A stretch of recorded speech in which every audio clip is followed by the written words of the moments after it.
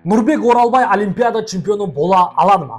Армысыздар, біз бүгін сіздермен дәл осы тақырып төңірегінде кеңінен әңгіме өрбітетін боламыз. Менің есімім Рүстем Әзіретханұлы. Бүгіннен бастап біз сіздермен бокс мотив парақшасы арқылы спорттағы неше түрлі қызықты оқиғаларға талдау жасап, сараптап, саралайтын боламыз.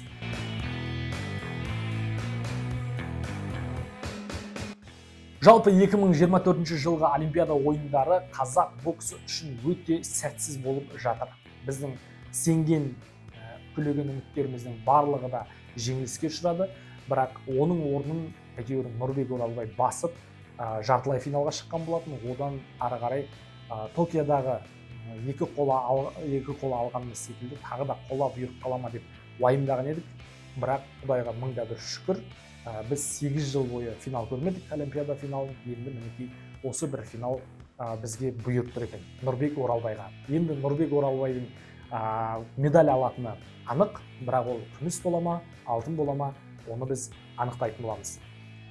Анықтайтын боламыз дегеніміз, сараптаймыз. Нұрбек Оралбайдың жеңіске жетуін шын жүректен тілей отыра, біз дәл қазір екі қарсыластарды салыстырып көрейік. Ең біріншіден Александр Александрович Хижнякты біз шын жүректен құттықтаймыз финалға шығуымен. Александр Хижняк екінші рет олимпиада ойындарында финалға шығып отыр. Бұйыртса, тағы да күміс алса екен деген тәтті тілегіміз бар. Себебі біз Нұрбек Оралбайға жанкүйерміз. Енді екі боксшыны салыстырып өтейік. Нұрбек Оралбай Рахатұлы және де сол бетімізде Александр Александрұлы Хижняк. Александрұлы деген қалай кетті. Нұрбек Оралбай 2000 жылғы, Александр Хижняк 1995 жылғы. Хижняк 29 жаста, Нұрбек 24 жаста. Бокс көзқарасымен қарайтын болсақ, жас ерекшеліктерінде ешқандай бір үлкен алпауыт қателік жоқ. Мысалы, кейбір боксшылар 35 жастан кейін кішкене карьерасын аяқтайтын уақытқа қарай күші әлсірей бастайды. Ал бұл жерде ондай ешқандай дүние жоқ. Немесе 24 жаста, 20 жасында боксшылар әлсіздеу болып тұрады. Әлі сүйегі бағанасы қатпаған деп жатады. Ал бұндай ешқандай ой жоқ. Олимпиада ойындары ол ең үздік ойындар екенін білесіздер. Ал бұл жерде финалға шығып отырған екі боксшы, бұлар өте талантты боксшылар және еңбекқор боксшылар. Енді Александр екеуі де олаңқай, оң қолдармен бокстасады. Және де Нұрбек Оралбай 65 кездесу өткізген, оның 14-інде жеңіліп, 51-інде жеңіске жеткен. Александр Хижняк 150 жекпе-жек өткізген, оның 17-сінде жеңіліп, 133-інде жеңіске жеткен. Және World Silver Boxing деген біздің кезіндегі Астана Арланс деген сынды кәсіпқой бокстан, яғни әуесқой боксшылардың кәсіпқой боксқа барып, командалық есепте бокстасуы деген өнерде бұл Украинаның атынан шыққан, және ол жерде 8 жекпе-жек өткізген Александр Хижняк. Сонымен оның 5-еуін жеңіп, 3-еуінде жеңілген. Негізі осы тұста айту керек, Хижняктың көбісі кәсіпқой боксқа көбірек келеді дейді, стилі. Себебі соққылары мығым, қатты тұрады және физикасы тым жоғары, 3 раундты да бір темппен аяқтап отырады дейді. Олимпиада ойындарында да оған куә болып жатырмыз. Бірақ кәсіпқой бокста көріп отырғандарыңыздай ондай бір қатты, ондай бір сәтті бокстасып жүрген жоқ екен.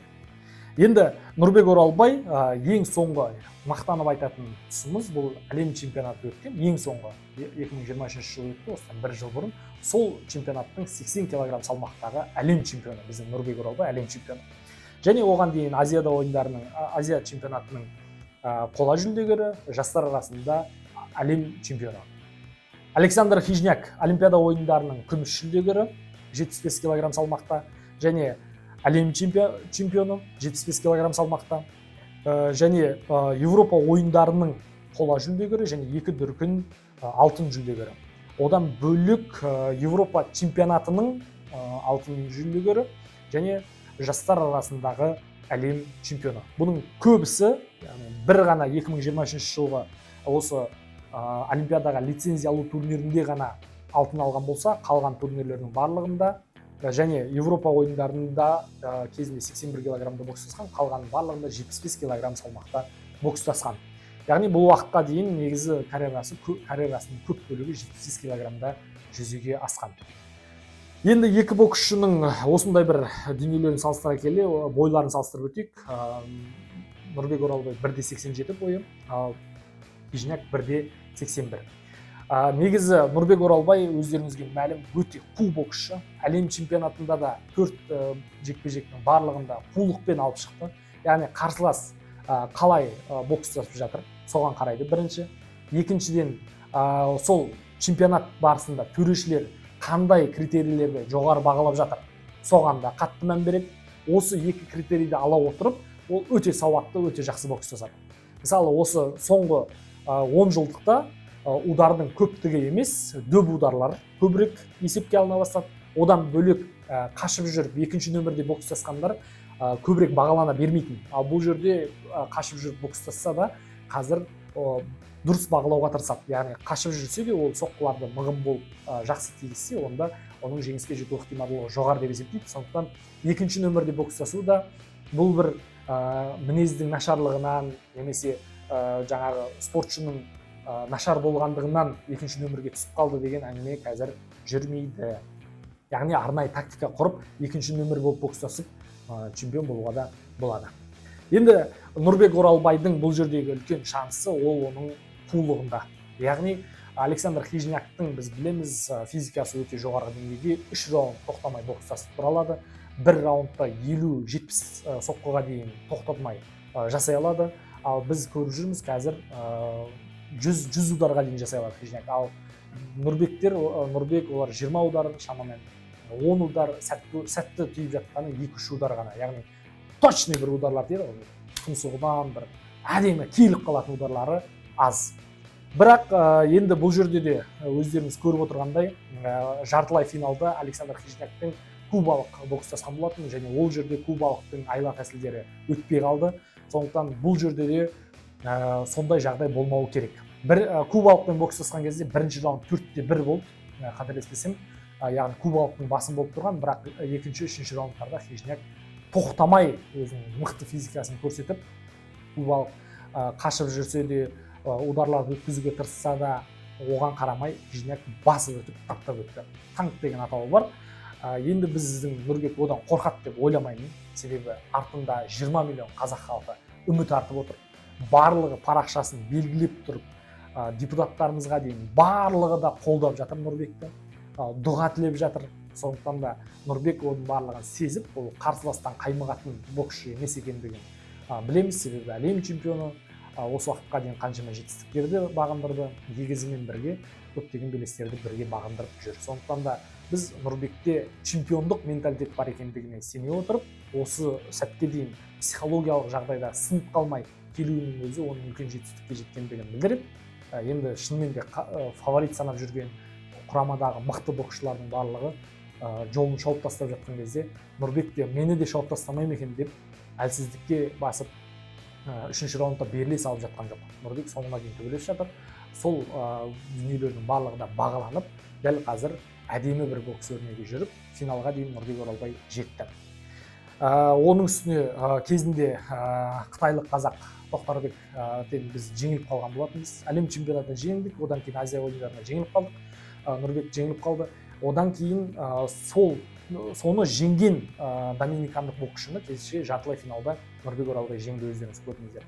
Бұдан түсінетініміз, Нұрбек Оралбайдың қулығы шынымен де қарсыласқа сәйкес бейімделе отырып, сол қарсыластың осал тұсын тауып, ақыры түбінде жеңіске жететіндігін көріп отырмыз. Негізі Нұрбек Оралбайдың ең алғашқы 1-8 ойындарын көрген болсаңыздар, ол жерде Нұрбек Оралбай жалпы төрешілер сол сәтке дейін нені бағалады? Яғни үлкен соққыны, бірден бастап кетуді, төбелесті көбірек бағалады. Яғни төбелес деген сөз рубица еді ғой, яғни бірден ударлар, бірден беріп, ешқандай күтіп, аңдып, бұрмалап бүйтіп жүрмей, бірден төбелесіп кетуді бағалап жатты. Сол сәтте Нұрбек бірден кірді да, сол тактиканы көбірек қолданып, то есть кешірім сұраймын, 1-8 емес, 1-4 ойындарында соны көбірек бағалап, соны Нұрбек Оралбай бірден шәрт етті да, қарсыластарын төмпештеп ұру бастады. Соның кесірінен 3-ші раундта шаршап қалды, бірақ оны тұрған ештеңе жоқ, себебі 3-ші раундта мығым соққылары, точный соққылары көбірек болды.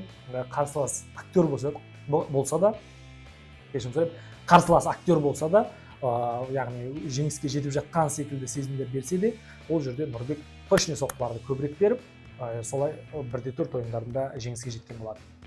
Енді біз қорытындылай келе мына нәрсені айтайық, саяси жағдайды айтайық. Саяси жағдай бізге не дейді?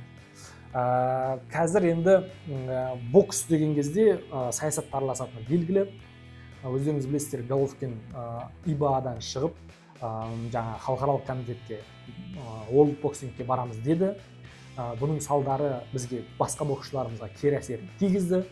Бірақ ол деген сөз мүлдем біз алтын ала алмаймыз, мүлдем біздің ойыншылардың бәрін шеттете береді деген сөз емес. Егер біздің Нұрбек айқын басымдылықпен жеңетін болса, онда кем дегенде 2 раунд, яғни алғашқы 2 раунд, әсіресе алғашқы 2 раунд өте маңызды, 2 раунд көбірек басымдық алатын болса, онда біздің боксшының мерейі үстем болатыны сөзсіз. Сондықтан да тілекші болайық, өздеріңіздің әдемі тілектеріңізді комментарияға жазыңыздар, достарыңызбен бөлісіп қойыңыздар, осы ақпаратты барынша кеңінен таратайық. Нұрбек Оралбайға жанкүйер болайық.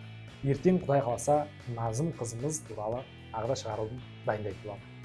Баршаңызға рахмет, бірге болғандарыңызға үлкен рахмет. Сау саламатта болыңыздар.